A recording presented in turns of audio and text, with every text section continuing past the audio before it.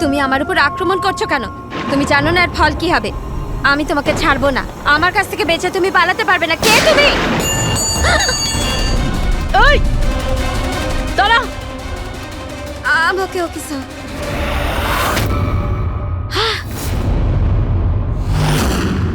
আরতি, তুমি?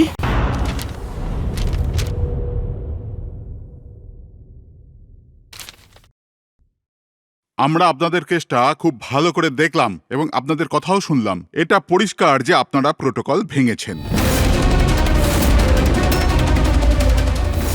এর আগে যে আমরা কোনো সিদ্ধান্ত নেই, যদি আপনি আপনার পক্ষ নিয়ে কিছু বলতে চান তো বলতে পারেন। আপনারা যখন স্থির করেই নিয়েছেন যে আমরা প্রোটোকল ভেঙেছি, তাহলে বাকি থাকলো কি? আমাদের ঠিক বলবেন। দেখুন মিস্টার প্রদ্যুমন, আমাদের মধ্যে কোনো ব্যক্তিগত শত্রুতা নেই।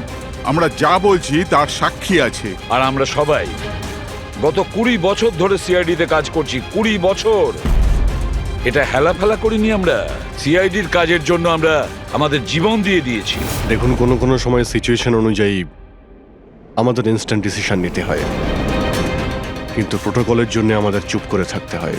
আর তারপরেও সেই অপরাধীকে তার শাস্তি পৌঁছে দিয়েছি। দেখুন, আপনাদের কথা আমরা বুঝতে পারছি, কিন্তু নিয়ম কানুন পালন করাটাও যে জরুরি সেটাও তো আপনারা জানেন। সবসময় নিয়মের উপর ডিপেন্ড করা যায় না স্যার। আমাদের কাজটাই এইরকম, সিচুয়েশন অনুযায়ী আমাদের ইনস্ট্যান্ট ডিসিশন নিতে হয়। আর যেখানে দয়ার প্রসঙ্গ বলছেন আপনারা, সেখানে প্রোটোকল ভাঙার দরকার ছিল, প্রয়োজন ছিল। দয়া একজন সাহসী ইন্সপেক্টর স্যার, সিআইডির জন্য সবকিছু করতে পারেন। আমরা কোনোভাবেই ওকে হারাতে চাইছি না। এরপরেও যদি আপনাদের মনে হয় যে আমরা প্রোটোকল ভেঙেছি, তাহলে যে শাস্তি আপনারা দেবেন আমরা অ্যাকসেপ্ট করব।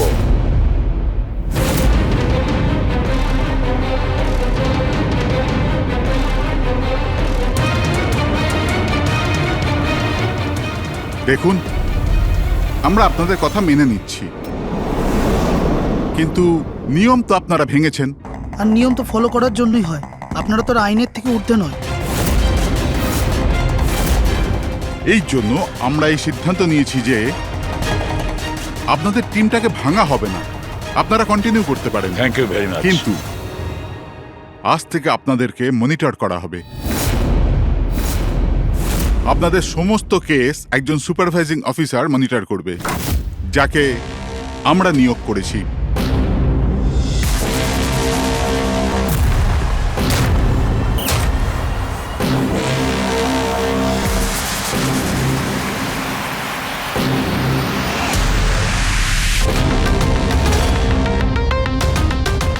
হ্যালো, আমার নাম শীতল। আজ থেকে শীতলই আপনাদের মনিটর করবে। মনিটর করবে মানে? মানে এইটা হলো যে আপনাদের কেসের যাই অ্যাক্টিভিটি হোক সেটা শীতল আমাদের বলবে। আপনাদের কেসগুলোর সমস্ত খবরাখবর রাখবার অধিকার থাকবে শীতলের। আপনাদের টিম আগে থাকবে কি থাকবে না, এটাও আমরা শীতল ম্যাডামের রিপোর্টের পর সিদ্ধান্ত নেব। দেখুন, আজ পর্যন্ত আপনারা যা চেয়েছেন করেছেন, কিন্তু এখন সিচুয়েশন বদলে গেছে। আজ থেকে আপনাদের সমস্ত কেসে শীতলকে ইনভলভ করতে হবে।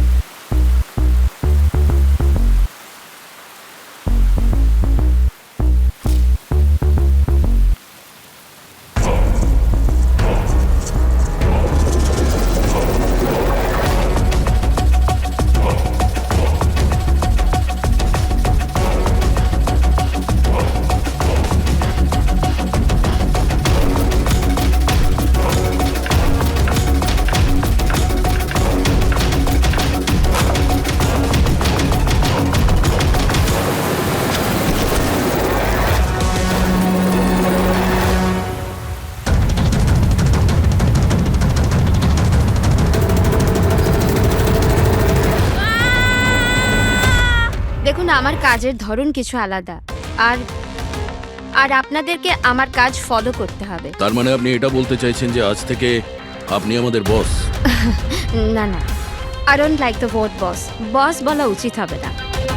দেখুন, আমি এখানে এসেছি আপনাদের কেসগুলো স্মুথলি হ্যান্ডেল করার জন্য। আর আমি চাইবো যে এখানে আমার ডিসিশনে ফাইনাল হবে। দেখুন প্লিজ, রাগ হওয়ার কোনো কারণই নেই, কারণ আমি শুধু অর্ডার্স ফলো করছি। ইনফ্যাক্ট আমার কাছে অর্ডার্স আছেও। আর এখানে পরিষ্কার লেখাই আছে যে আজকের পর যে কেসেরই আপনার ইনভেস্টিগেশন করবেন ওটা আমার নজরের মধ্যে থাকবে। ইনফ্যাক্ট আমার লুক রাখতে হবে, আর প্রত্যেকটা ইনভেস্টিগেশন কেসের রিপোর্ট আমাকে দিতে হবে। And that also includes forensic investigation. আর এখানে এটাও লেখা আছে যে কোনো সাসপেক্টের সাথে যে কোনো ফিজিক্যাল ভায়োলেন্স করার আগে আমাকে জিজ্ঞেস করতে হবে। আর দেখুন, হ্যালো এসিপি প্রদ্যুমান। আচ্ছা ঠিক আছে, আমরা আসছি। ওকে, দুটো খুন হয়েছে, আমাদের বেরোতে হবে। এত তাড়াতাড়ি বেরোবেন আপনারা? ফাইন্ড আউট করবেন না যে ওই কলটা ফ্রড নাকি সত্যি সত্যি মার্ডার হলো কিনা, এভাবে বেরিয়ে যাবেন? শীতল দেবী, আপনার কথা ভালো লেগেছে, কিন্তু ব্যাপারটা হলো দুটো খুন যেখানে হয়েছে আমাদের তাড়াতাড়ি সেখানে যেতে হবে। হ্যাঁ, আপনাকে সব রিপোর্ট আমরা পাঠিয়ে দেব। আপনাকে তো রিপোর্ট করতে হবে। Let's go.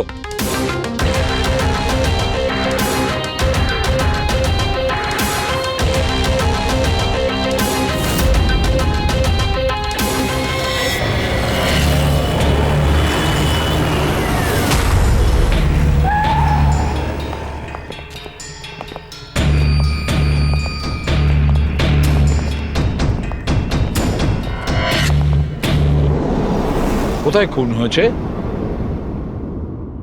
জানি না। জানো না? তার মানে আপনারাই ফোন করে বলেছিলেন যে খুন হয়েছে এখানে?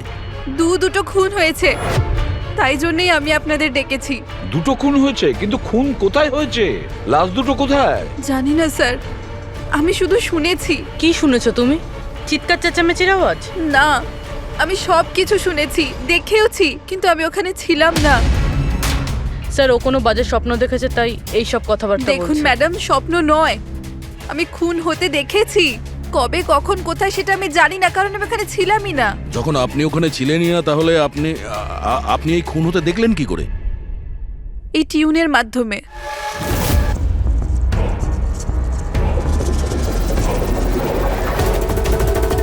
এই বিটটায় অনেক বৃষ্টি হচ্ছে, আশেপাশে গাছ আছে, আর একটা ভাঙা বোটও আছে।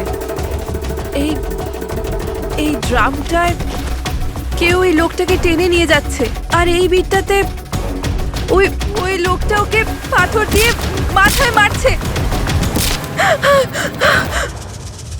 আচ্ছা, তুমি ওদেরকে খুন হতে দেখেছো মিউজিকের পার্ট শুনে?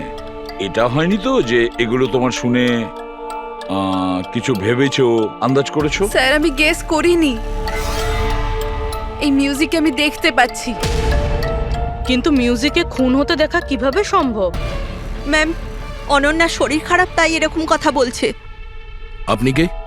স্যার, আমার নাম লতা, আমি এখানকার ম্যাট্রন। আমি ওকে ছোটবেলা থেকে চিনি, যখন থেকে ও অরফেনেজে এসেছে। কি অসুখ হয়েছে অনন্যার? স্যার, ওর সিনেস্থেসিয়া আছে। সেনেথেসিয়া? ম্যাম, একটা কন্ডিশন আছে। নর্মাল কন্ডিশনের মানুষরা মিউজিক শুনতে পায়, কিন্তু এই কন্ডিশনে মানুষ মিউজিক শুনতে শুনতে ভিজুয়ালও দেখতে পায়, আর মিউজিক শুনতে শুনতে ভিডিওর মতো দেখতে পায়। আপনি তার মানে বলতে চাইছেন যে অনন্যা সাউন্ড দেখতে পায়? Yes sir. কি করে? আপনি চোখ বন্ধ করুন আর ইমাজিন করুন ড্রাম বিট শুনতে পাচ্ছেন। নিন, কল্পনা করছি। আপনি কি দেখতে পাচ্ছেন? ড্রাম বিটের আওয়াজ শুনতে পাচ্ছি, কিন্তু আমি কিছু দেখতে পাচ্ছি না। এটা নর্মাল কন্ডিশনে হয়, কিন্তু সিনেস্থেসিয়াতে মানুষ মিউজিকের সাথে নিশ্চয়ই কিছু না কিছু দেখতে পায়। যেমন কিছু মানুষদের দেখতে পায়, রং দেখতে পায়, বা যে কোনো কিছু দেখতে পায়। তার মানে এই মিউজিকের পার্ট শুনে তুমি ওই খুন দুটো হতে দেখেছো? হ্যাঁ। আমার মনে হচ্ছে যে অনন্যা মিউজিক শুনে যেটা দেখছে ওটা আসলে নেই। ও ওটাকে ভিজুয়ালাইজ করছে, যেমন আমরা স্বপ্নে দেখি, কিন্তু স্বপ্নতে যেটা আমরা দেখি সেটা ভিজুয়ালাইজ করি, কিন্তু সেটা সত্যিকারের হয় না। স্যার না, স্যার আমি যেটা দেখছি সেটাই বাস্তব। যেটা আমি দেখছি সেটা খুব ভয়ঙ্কর, যেন আমি টিভিতে কাউকে মার্ডার হয়ে যেতে দেখছি। আর দুটো আলাদা আলাদা মিউজিকে দুটো আলাদা আলাদা খুন হচ্ছে, একটা পাথর দিয়ে হচ্ছে আর একটা ক্রোবার দিয়ে। আচ্ছা, আর একটা খুনের ব্যাপারে তুমি কিছু বলতে পারবে? খুনটা কোথায় হয়েছে, তার আশেপাশে কোথায় কি ছিল, খুনি কে, কি করছিল?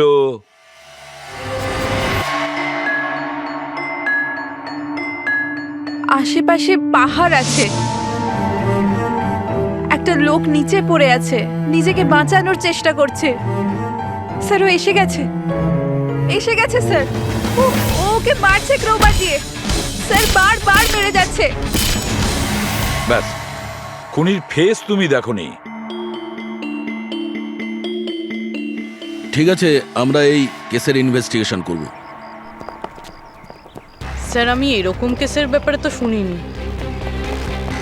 কিন্তু পুরবী যেভাবে ও ডিটেলসে আমাদের গল্পটা বলছিল, সন্দেহ হচ্ছে আমার সত্যি ঘটনা বলছে না তো। স্যার, আমার কিছু মনে আসছে, যেরকম এই মেয়েটা বললো এরকম আমি কোথাও পড়েছিলাম স্যার। কোথাও পাথর দিয়ে খুন করা হয়েছে। তাহলে একটা কাজ করো দয়া, ক্রাইম ব্রাঞ্চে খোঁজ নাও যে এরকম দুটো কেস হয়েছে কিনা। Okay sir. স্যার, যেরকমটা আপনি বলেছিলেন ঠিক এরকমই কেস 2 মাস আগে পুনেতে হয়েছিল। তাকে পাথর দিয়ে হত্যা করা হয়েছিল। আর যা ক্রোবার দিয়ে মার্ডার পানভেলে হয়েছিল এই ধরুন 6 মাস আগে। তো সেগুলোর ফাইল এনেছেন এখানে? Yes. Yes. স্যার এই কেসগুলো। আর এটা হলো Panvel murder case file. Panvel, ঠিক আছে, থ্যাংক ইউ ভেরি মাচ। আপনারা যেতে পারেন।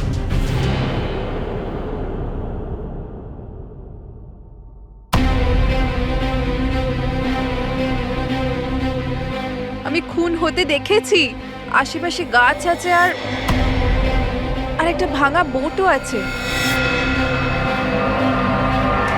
যেটা ভিজুয়ালে দেখেছিল সেটা একদম হুবহু ওই রকম স্যার। তার মানে ও যা বলছে তার সঙ্গে মিলে যাচ্ছে। অদ্ভুত ব্যাপার স্যার, এই দুটো ঘটনার কথা আজ মিউজিক শুনে অনন্যা ভিজুয়ালাইজ করেছেন, কিন্তু এই দুর্ঘটনা দুটো, একটা 6 মাস আগে আর আরেকটা তো 2 মাস আগে হয়েছে। এটি কিভাবে সম্ভব?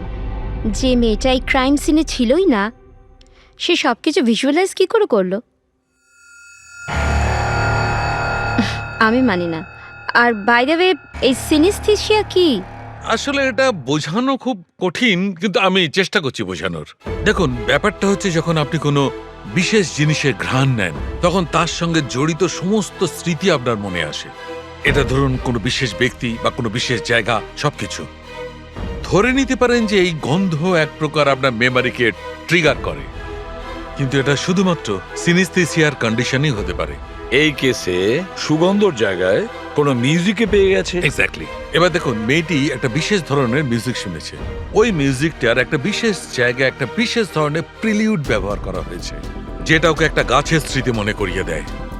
আর আরেকটা ইনস্ট্রুমেন্টেও লোকটাকে দেখেছিল। এক্স্যাক্টলি। বাস আমার মনে হয় খুনি এই খুনের ঘটনাটাকে কোনো বিশেষ পদ্ধতিতে মিউজিকে কনভার্ট করেছে। মানে হচ্ছে যখন মিউজিক বাজে তখন ওই ঘটনার সঙ্গে জড়িত সমস্ত জিনিস, সমস্ত জায়গা স্মৃতিকে আলোড়িত করে। কিন্তু এই সমস্ত কিছু সেই ভিজুয়ালাইজ করতে পারে যার সিনেস্থেসিয়া রোগ আছে, অন্য কেউ নয়। আর এটাই ওই অরফানেজের মেট্রনও বলেছে। আপনাদের কাছে এইসব কিছু অদ্ভুত লাগছে না? যাই হোক, কেস সলভ করা আমাদের কাজ। স্যার, হতে পারে এই খুনিরও এই সিনেস্থেসিয়ার অসুখ আছে, আর ওই এই মিউজিক রেকর্ড করেছে, কারণ এই মার্ডার আর ক্রাইম সিনের ব্যাপারে ওই জানে। কিন্তু জানতে কি করে পারবো যে এই মিউজিকটা কম্পোজ করে ইন্টারনেটে কে আপলোড করলো? আর সেটা খুঁজবই বা কি করে স্যার? ফেডরিক, ইন্টারনেট খোলো, দেখো ইন্টারনেটে এই পার্টিকুলার মিউজিক পিসগুলো যেগুলো দুটো কেসে আছে সেগুলো কোথাও আছে কিনা।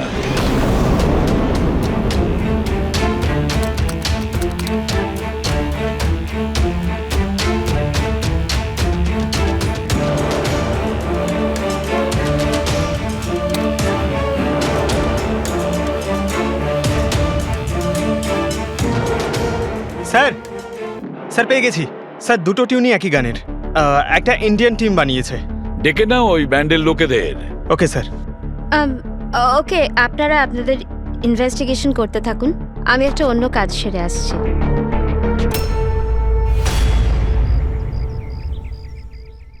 অনন্যা, আমার নাম শীতল। আমার তোমার সাথে কিছু কথা বলার ছিল। আমরা কি কথা বলতে পারি? অনন্যা, দেখো অনন্যা, আই প্রমিস বেশি সময় নেব না, ব্যাস 5 মিনিট।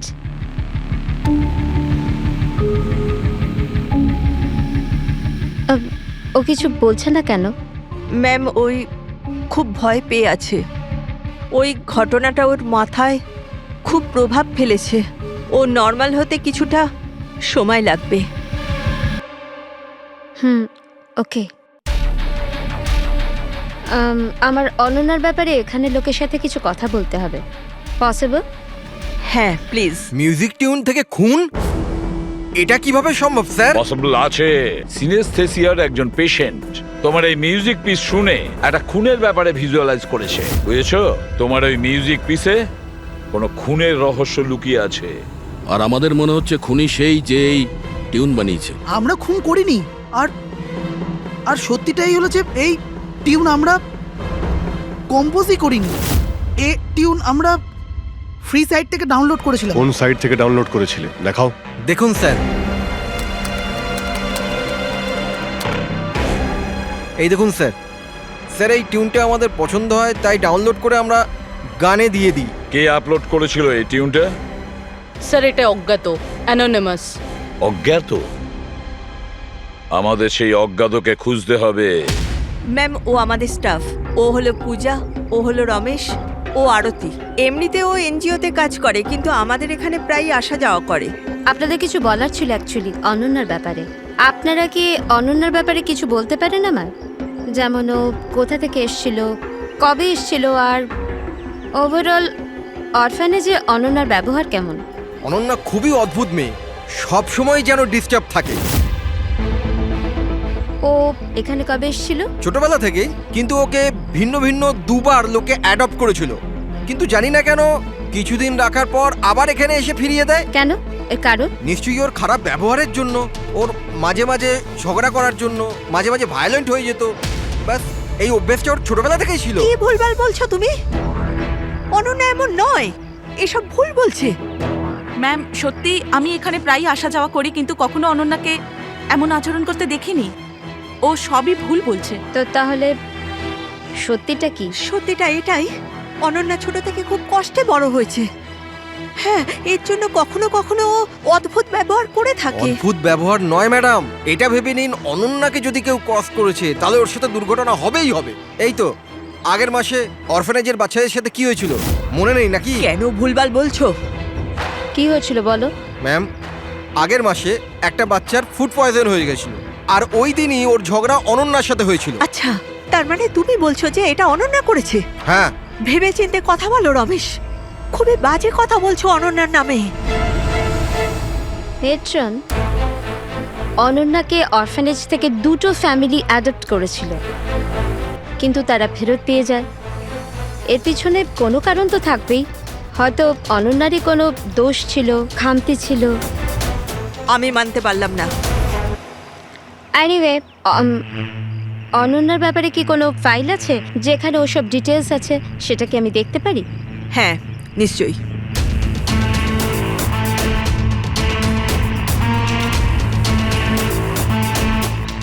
এই নিন। Thank you.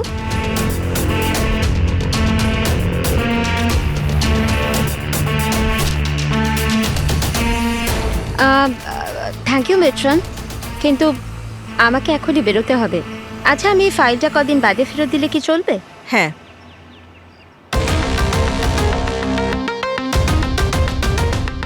হ্যালো, আমাকে যাদের সিনেস্থেসিয়া আছে না, ওনাদের সাথে দেখা করার আছে, আর ওদের ব্যাপারে কিছু জানার আছে। এই 3 জনের সিনেস্থেসিয়া আছে। 1 মিনিট, আপনাদের কিছু দেখাতে চাই আমি।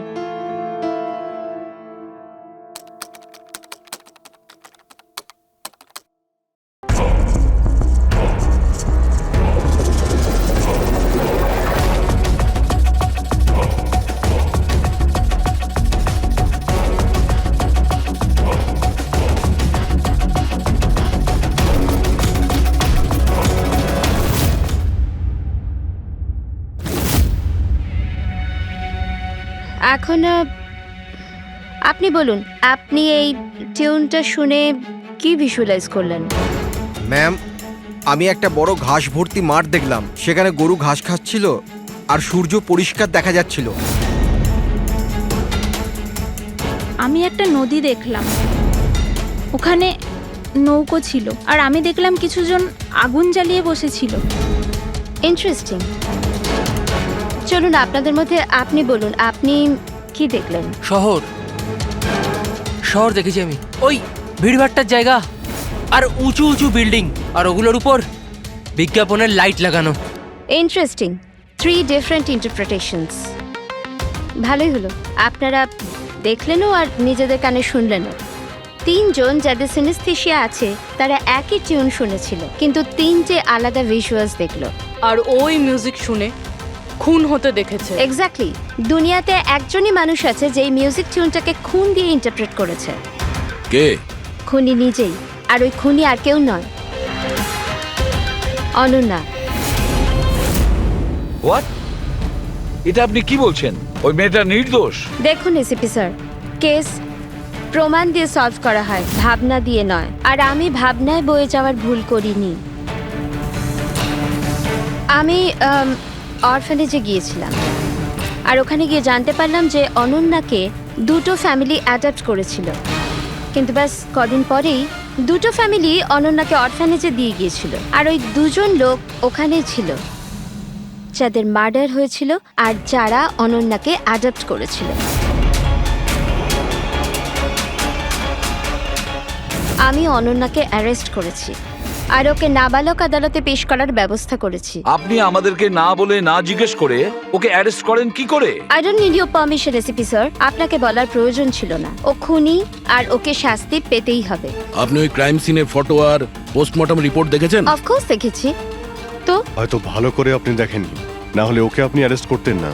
খুনি অনেক শক্তি প্রয়োগ করেছিল খুন করার জন্য। একটা 15 বছরের মেয়ে 2জনকে এত নৃশংসভাবে খুন করতে পারে না। আপনার ওই মেয়েটাকে বাঁচানোর চেষ্টা করছেন। দেখুন, মেয়েটি নির্দোষ, আর আমরা কোনো নির্দোষের শাস্তি চাই না। অনন্যা খুনি, এর শাস্তি ওকে পেতে হবে, তাই আমাকে অ্যারেস্ট অর্ডার দিয়েছি। আর এটা আমার ডিসিশন, আর এটাই ফাইনাল ডিসিশন। আপনারা শুধু সময় নষ্ট করছিলেন। আর হ্যাঁ, এই মিডিয়াকে এই কেসটার ব্যাপারে জানাতে হবে। আপনারা প্লিজ মিডিয়াকে জানিয়ে দেবেন যে কেসটা সলভ হয়ে গেছে। আপনি যদি কেস সলভ করেন আপনিই বলে দিন, আমাদেরকে কেন বলছেন? ফাইন, নো প্রবলেম, আমি বলে দেব।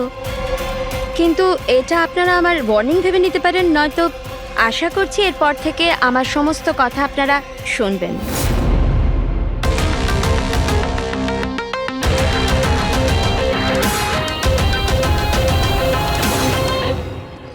আপনারা এটা জেনে খুবই খুশি হবেন যে এই কেসটা সলভ হয়ে গেছে। ম্যাম, কে খুনি? খুনি একটা 16 বছরের মেয়ে যার নাম অনন্যা। বেশ কিছুদিন ধরেও আমাদের সবাইকে বোকা বানিয়ে দিব্যি ঘুরছিল, কিন্তু আমি ওকে অ্যারেস্ট করে নিয়েছি। ম্যাম, এই কেসটা অনেক পুরনো না? হ্যাঁ, এই কেস বেশ পুরনো ছিল। ইনফ্যাক্ট বেশ কিছুদিন ধরে ওটা ক্রাইম ব্রাঞ্চের খরচের খাতায় পড়েছিল, কিন্তু সিআইডি যখনই টেক ওভার করলো 24 ঘন্টায় কেস সলভ। তো ম্যাম, আপনিও সিআইডির একজন? আগে হ্যাঁ, আমি আজই সিআইডি টিম জয়েন করেছি অ্যাজ দ্য সুপারভাইজার। আর জয়েন করতেই একদিনে কেস সলভ হয়ে গেল। যদি এই কেস অনেক সময় থেকে ঠান্ডা হয়েছিল, সিআইডি তাহলে কেন টেক ওভার করেনি এটাকে? কারণ এই টিমে আগে আমি ছিলাম না, এই জন্যে। কিন্তু ম্যাম, অন্য অনেকে তো ছিল টিমে। হ্যাঁ, এনারা প্রায় 20 বছর ধরে আছেন আর মামলা তদন্ত করতেই থাকেন। কিন্তু আসলে ওনারা কখনো কখনো ভাবুক হয়ে যান। আর কোনো কেসে ভাবুক হওয়া মানে ইনভেস্টিগেশন থেমে যায়। ইনভেস্টিগেশনের জন্য কেবল লজিকের দরকার, যেটা আমি করেছি, আর কেস সলভ হয়ে গেছে। 1 মিনিট, আমি আপনাদের ভুল ধারণা শুধরে দিচ্ছি। আসলে এই কেসটা এখনো পুরো সলভ হয়নি। হয়নি? এই তো একটু আগে বললো যে কেস সলভ হয়ে গেছে। স্যার, এই কেসে আর কি বেঁচে আছে? খুনি তো ধরা পড়ে গেছে। একদমই না, খুনিকে আমরা এখনো ধরতে পারিনি। কিন্তু ম্যাডাম তো বলছেন যে খুনি ওই মেয়েটাই। এরকম ম্যাডামের মনে হচ্ছে। আমাদের ইনভেস্টিগেশনের হিসেবে হয়তো ওই মেয়েটা নির্দোষ। স্যার, তাহলে আসল খুনি কে? ইনভেস্টিগেশন চলছে, খুব তাড়াতাড়ি আপনাদের সামনে সত্যিটা চলে আসবে। I am sorry, no more questions. সময় নেই আর। Thank you so much for coming. Thank you. আপনাদের সাহস কিভাবে হয় এই মিডিয়ার সামনে আমাকে ইনসাল্ট করার? আপনাদের এই ব্যবহারটা আমি দেখে নিলাম, and trust me, there will be consequences. খুব দ্রুত আমাদের খুনিকে ধরতে হবে, না হলে শীতল পদে পদে আমাদের বাধা দেওয়ার চেষ্টা করবে। অভিজিৎ, প্রথমে এটা খোঁজ নিয়ে দেখতে হবে যে ও যে সময় খুন হয়েছিল তখন ও কোথায় ছিল। আমাদের একটা টিম পুনে পাঠাতে হবে এই কেসটাকে তদন্ত করার জন্য, আর আরেকটা টিম পাঠাতে হবে পানভেলে। আপনারা এটা জেনে খুবই খুশি হবেন যে এই কেসটা সলভ হয়ে গেছে। খুনি একটা 16 বছরের মেয়ে। ইনফ্যাক্ট বেশ কিছুদিন ধরে ওটা ক্রাইম ব্রাঞ্চের খরচের খাতায় পড়েছিল, কিন্তু সিআইডি যখনই টেক ওভার করলো 24 ঘন্টায় কেস সলভড।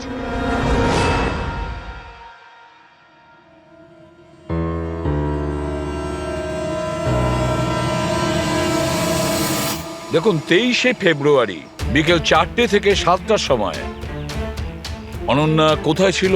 সাধারণত তখন বাচ্চারা বাইরে যায় খেলতে, আর 9টার মধ্যে চলে আসে। আচ্ছা, অনন্যা অরফানেজ গিয়েছিল না বাইরে? না স্যার, অনন্যা এখানেই ছিল আর কোথাও যায়নি। এটা আপনি এত জোর গলায় কি করে বলছেন? এর জন্যই বলছি, কারণ আমার অনুমতি ছাড়া কোনো বাচ্চা বাইরে যেতে পারে না। কিন্তু কখনো কখনো অনন্যা কয়েক ঘন্টার জন্য অরফানেজ থেকে উধাও হয়ে যেত, এটাও তো বলো ওনাদের। স্যার, ও মিথ্যে বলছে। ও অনন্যাকে হিংসে করে। আমি কেন অনন্যাকে হিংসে করব? তাহলে ওকে বদনাম কেন করছো? আমাদেরকেও বলেছে এখানে কিছু কিছু লোকের পেছনে লাগে। স্যার, আমি শুধু অনন্যার ব্যাপারে আপনাদের খোঁজ খবর দিচ্ছিলাম। তাহলে এটাও বলো না যে আগের বছর অনন্যা তোমার নামে কমপ্লেন করেছিল। এর বিরুদ্ধে কেন? স্যার, ও এখানের বাচ্চাদের মারতো। অনন্যা ওর নামে কমপ্লেন করেছিল, সাসপেন্ডও হয়েছিল। তখন থেকে অনন্যাকে ঘৃণা করে। একটা কথা বলো, অনন্যাকে ওই মিউজিক পিস শুনতে কে বলেছিল? স্যার, ইনি। হ্যাঁ স্যার, অনন্যা মিউজিক পছন্দ করতো। অনেকবার ওকে নানা ধরনের গান শুনতে দেখেছি। এর জন্য ওকে আমি মিউজিক শুনতে দিতাম। বুঝতে পারিনি এতে প্রবলেম হয়ে যাবে। আচ্ছা, আপনাদের মধ্যে কি কেউ মিউজিক ইনস্ট্রুমেন্টস বাজাতে জানেন? স্যার, আমি পিয়ানো বাজাতাম। স্যার, আমিও পিয়ানো বাজাই। আচ্ছা, একটা কথা বলুন, যেদিন পুনেতে খুন হয়েছিল সেদিন আপনারা কোথায় ছিলেন? আমরা সব বাচ্চাদের নিয়ে পুনা গিয়েছিলাম। সেদিন আপনারা সবাই পুনাতে ছিলেন? কি ছিল ওখানে? ওখানে একটা ইভেন্ট ছিল, তাই। স্যার, হ্যাঁ, এরা প্রত্যেকে সাধু সাজার নাটক করছে। একটা কাজ করি আমরা, এদের প্রত্যেকের কম্পিউটার চেক করো, দেখো কে এই মিউজিক পিস বানিয়েছে আর আপলোড করেছিল। কারণ যে এই মিউজিক পিস বানিয়ে আপলোড করেছে না, সেই খুনি হতে পারে।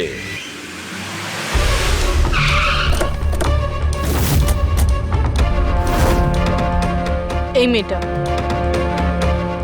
এখানে 2 মাস আগে এসেছিল। হ্যাঁ ম্যাম, এই 2 মাস আগে একটা এনজিও ইভেন্ট অর্গানাইজ করেছিল, তো ওই ইভেন্টে ও ডান্স করতে এসেছিল। ও খুব ভালো ডান্স করেছিল sir. She is a very talented girl. আর ওই দিনই এখানের আশেপাশে একটা খুন হয়েছিল। খুন তো হয়েছিল স্যার, কিন্তু যে জায়গায় খুন হয়েছিল সেটা এখান থেকে প্রায় 1 ঘন্টার রাস্তা হবে। আর এই ইভেন্ট ওই দিন কটার সময় শুরু হয়েছিল? 5টার সময় শুরু হয়েছিল, রাত প্রায় 8টার সময় শেষ আচ্ছা, হয়েছিল। আপনাদের কি মনে আছে এই মেয়েটা পুরো সময় ইভেন্টেই ছিল নাকি এখান থেকে অন্য কোথাও গিয়েছিল? এই মেয়েটা 6টার সময় স্টেজে উঠেছিল, আর ইভেন্ট শেষ হওয়া পর্যন্ত স্টেজেই ছিল। স্যার, মেডিকেল রিপোর্ট অনুযায়ী খুন 3টে থেকে 6টার মধ্যেই হয়েছে। এই দেখো, এটা হচ্ছে সেই জায়গা যেখানে খুন হয়েছিল, আর এই জায়গায় ইভেন্ট ছিল। এখান থেকে এখানে পৌঁছানোর জন্য মিনিমাম 1 ঘন্টা লাগে। স্যার, হতে পারে ও দুপুরবেলায় বেরিয়ে গেছিল, খুন করে তারপরে ইভেন্ট জয়েন করেছিল।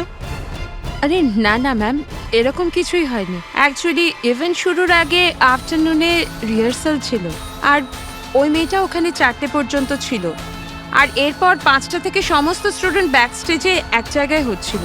4টের সময় রিহার্সালে ছিল, হ্যাঁ। আর 5টার সময় ব্যাক স্টেজ। ইয়েস। আর একটু আগে আপনি বললেন 6টার সময়ও স্টেজে ছিল। যদি এটা হয় তো অনন্যা খুন কি করে করবে? আর যদি অনন্যা খুন না করে থাকে তাহলে খুন করলোটাকে? সমস্ত রিপোর্ট আর এভিডেন্স তৈরি করার পর আমার মনে হচ্ছে যে অনন্যা নির্দোষ। আপনার কোনো অবজেকশন? No your honour. কিন্তু স্যার এনার কাছে পুনের মার্ডার কেসের এভিডেন্সের রিপোর্ট আছে। পানভেল মার্ডার কেসে নির্দোষ প্রমাণ করার কোনো এভিডেন্স বা কোনো রিপোর্ট নেই। এরকম হতে পারে যে অনন্যা অরফানেজ থেকে বেরিয়ে গিয়েছিল আর মার্ডার করে আবার ফিরে গিয়েছিল। It can be possible, right sir? আপনার কাছে যদি কোনো প্রমাণ থাকে তো প্লিজ দিন, যাতে এটা প্রমাণ হয় যে যখন খুন হলো অনন্যা পানভেলে ছিল। দেখুন, এভিডেন্সেস আর সাক্ষ্য প্রমাণ অনুযায়ী এই কেসটা ডিসমিস করে দেওয়া হচ্ছে। অনন্যাকে দয়া করে ছেড়ে দিন।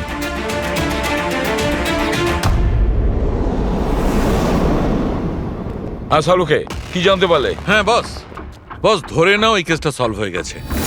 শীতল আমাদের ডেমনস্ট্রেট করে দেখিয়েছিল যে সিনিস্থেসিয়ার দুটো আলাদা আলাদা রোগী একই ধরনের মিউজিক শোনার পরে আলাদা আলাদা ইন্টারপ্রিট করে থাকে। হ্যাঁ বস, আমি আমার বন্ধুর থেকে সবকিছু জেনেছি, যে এই ব্যাপারে এক্সপার্ট। ও আমাকে অন্য কথা বলল। নতুন কি আপনি জানতে পেরেছেন? এমন দুজন ব্যক্তি যারা সিনিস্থেসিয়ারই পেশেন্ট, এক ধরনের মিউজিক শোনার পরেও একই ধরনের রিয়াক্ট করে।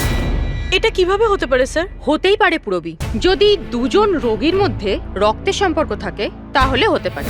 ও শীতল যা বলেছিল সেটাও ঠিক ছিল, কিন্তু সম্পূর্ণভাবে ঠিক ছিল না। কিছু রেয়ার কেসে এরকমটা হয়, যেমন আমার বন্ধু বলেছে। হ্যাঁ, কিন্তু দুজন রোগী যদি একই পরিবারের হয় তবে। কাকা, জ্যাঠা বা ভাইও হতে পারে। না না, ইমিডিয়েট ফ্যামিলি মেম্বারই হতে হবে, যেরকম মা বাবা, ভাই বোন। তা কেন? সেটা এই কারণে ফ্রেডি, কারণ এটা একটা জেনেটিক অসুখ। বাস মেডিকেল জার্নাল থেকে আমি এরকম কিছু আর্টিকেল বার করছি, এসব তোমাকে দেখাচ্ছি। আরো কেউ আছে যে অনন্যার মতো ওই দুটো মিউজিক পিসের ওপর একই ভিজুয়াল দেখতে পায়, যেটা অনন্যাও দেখে? আমি আপনাদের কি করে ধন্যবাদ জানাবো? আপনারা আমায় জেল যাওয়া থেকে বাঁচালেন।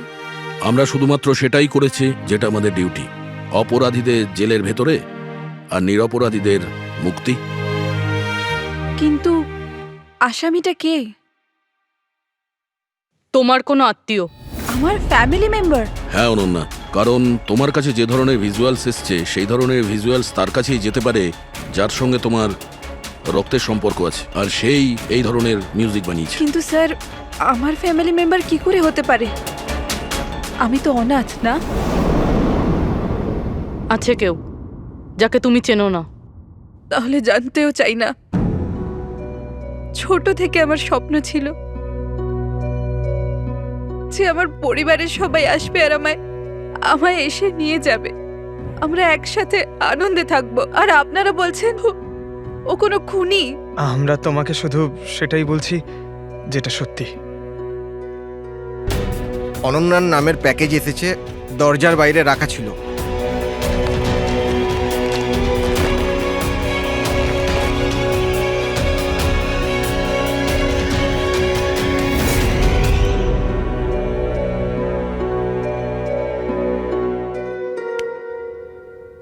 Pen drive? পঙ্কজ,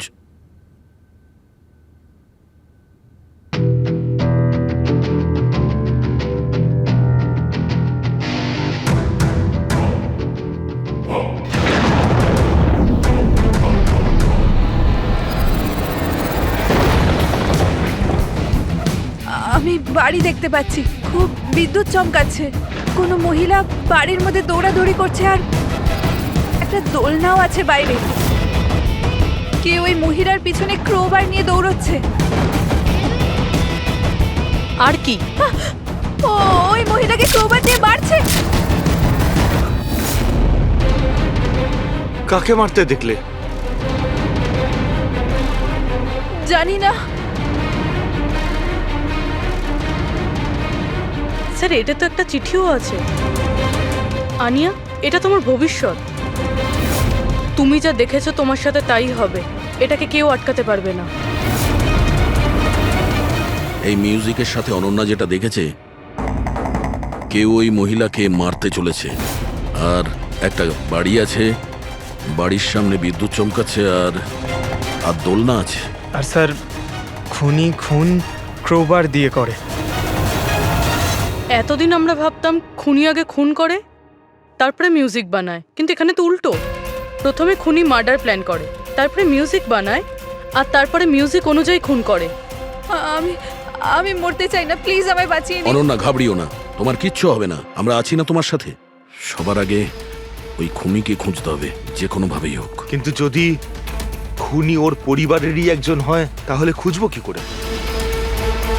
ওকে খোঁজার আগে আমাদের এটা জানতে হবে যে 16 বছর আগে অনন্যাকে অরফানেজে নিয়ে এসেছিল কে।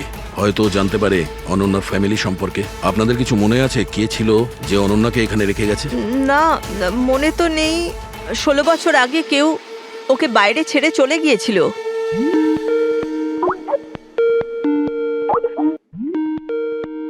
শীতল ম্যাডামের ফোন, ভিডিও কল করছে। হ্যালো, আমি বাস এটাই বলার জন্য ফোন করলাম যে ওই মেয়েটাই খুনি। সময় নষ্ট করবেন না আপনারা, প্লিজ ওকে গ্রেপ্তার করুন। শীতল ম্যাডাম, কোর্ট তার সিদ্ধান্ত জানিয়ে দিয়েছে। আর কোর্টের কি সিদ্ধান্ত সেটা আপনিও শুনেছেন। এই কোর্টের চক্করে আপনারা সময় নষ্ট করছেন। প্লিজ আপনারা ভুল, আর আপনাদের এটা মেনে নিতেই হবে। স্যার, স্যার এটা সেই বাড়ি। ওই বাড়ি? কোন বাড়ি? আমি এই মাত্র যেটা দেখলাম, ওই যেখানে খুন হতে চলেছে, ওই গাছ দোলনা, এটাই ছিল স্যার। কোন জায়গার কথা বলছে মেয়েটা? শীতল ম্যাডাম, এখন আপনি কোথায় আছেন? আমি এখন আমার বাড়ির বাইরে। আর কোথায় থাকবো? আপনার প্রাণের সংশয় আছে। কি বলছেন আপনি অফিসার? আমার প্রাণ বিপদে আমাকে কে মারবে? দেখুন শীতল ম্যাডাম, উনি আপনাকে মারার জন্য মিউজিক কম্পোজ করেছে, যেটাও আমাদের পাঠিয়েছে। আর ওই মিউজিকের হিসাবে আপনার ঘরের কি লোকেশন। বাচ্চাদের মতো কথা বলছেন অফিসার? আমাকে ভয় পাওয়ানোর জন্য সব করছেন না, আর আমি ভয় পাচ্ছি না। আর আমাকে সব বলছেন আপনাদের কেসের পথে আমি বাধাটা। শীতল ম্যাডাম, এই ব্যাপারে আমরা পরেও কথা বলতে পারবো। আমার কথা মন দিয়ে শুনুন। আপনি ইমিডিয়েট বাড়ির ভেতরে যান আর দরজা জানলা সব বন্ধ করুন। আর আমরা যতক্ষণ না ওখানে পৌঁছই আপনি কারোর কথায় দরজা খুলবেন না। মানে? আমি আপনাকে পরে বোঝাবো। এখন আমি আপনাকে যেটা বললাম সেটা করুন।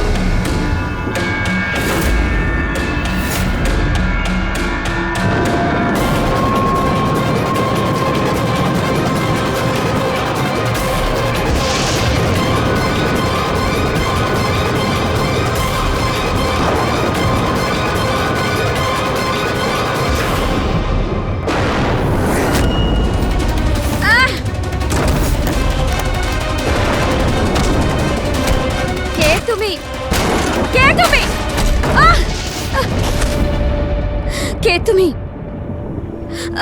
তুমি আমার উপর আক্রমণ করছো কেন? তুমি জানো না এর ফল কি হবে। আমি তোমাকে ছাড়বো না। আমার কাছ থেকে বেঁচে তুমি পালাতে পারবে না। কে তুমি? ওই দাঁড়া। ওকে ওকে স্যার।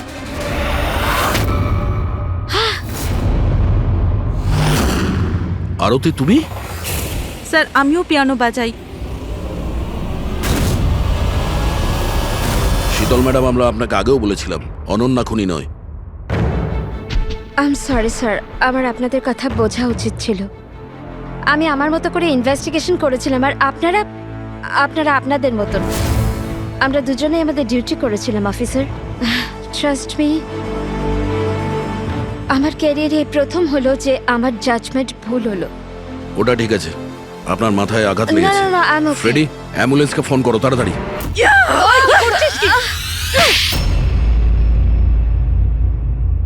শীতল ম্যাডামের ওপর হামলা করেছো কেন তুমি? আমার মেয়েকে বাঁচানোর জন্য। কোন মেয়েকে বাঁচানোর জন্য? অনন্যাকে। অনন্যা আমার মেয়ে হয়। শীতল তাকে জেলে পাঠাতে চলেছিল।